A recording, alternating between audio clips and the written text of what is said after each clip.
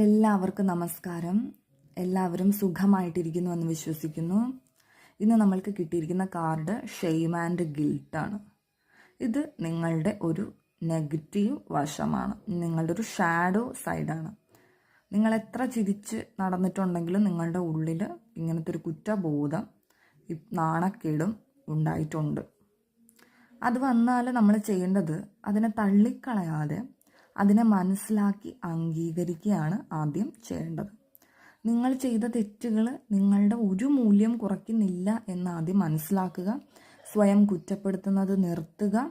പഴയ കാര്യങ്ങളെ ഓർത്ത് നിങ്ങളെ തന്നെ ശിക്ഷിക്കുന്നത് നിങ്ങളുടെ വളർച്ചേനെ തടയും.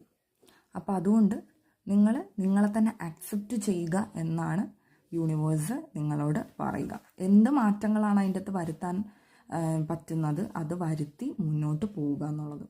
പിന്നെ നിങ്ങളെ സ്നേഹിക്കുക, നിങ്ങളോട് കരുണ കാണിക്കുക എന്നുള്ളത്. മറ്റുള്ളവരെ എങ്ങനെ സ്നേഹിക്കുന്നു, മറ്റുള്ളവരോട് എങ്ങനെ ക്ഷമിക്കുന്നു, അതുപോലെ തന്നെ നിങ്ങളെയും നിങ്ങൾ പരിഗണിക്കുക എന്നുള്ളത് വളരെ ഇമ്പോർട്ടൻ്റ് ആയിട്ടുള്ളൊരു കാര്യമാണെന്ന് മനസ്സിലാക്കുക.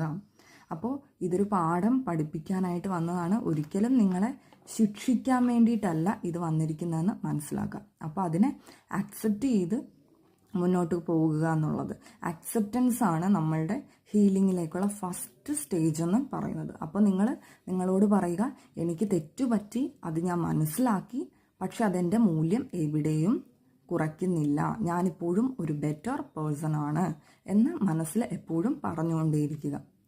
അപ്പോൾ ഇത് സൂചിപ്പിക്കുന്നത് നിങ്ങൾ പഴയ സ്വഭാവങ്ങൾ വിട്ടുകളയാൻ വേണ്ടിയിട്ടാണ് യൂണിവേഴ്സ് നിങ്ങളോട് പറയുന്നത്. അപ്പോൾ ന്യൂ വേർഷനിലേക്കാണ് നിങ്ങൾ മാറിക്കൊണ്ടിരിക്കുന്നത്. നിങ്ങളെ സ്നേഹിച്ച്, നിങ്ങളോട് കരുണ കാണിച്ച് ഇനി നിങ്ങൾ മുന്നോട്ട് പോകണം എന്നുള്ളത്.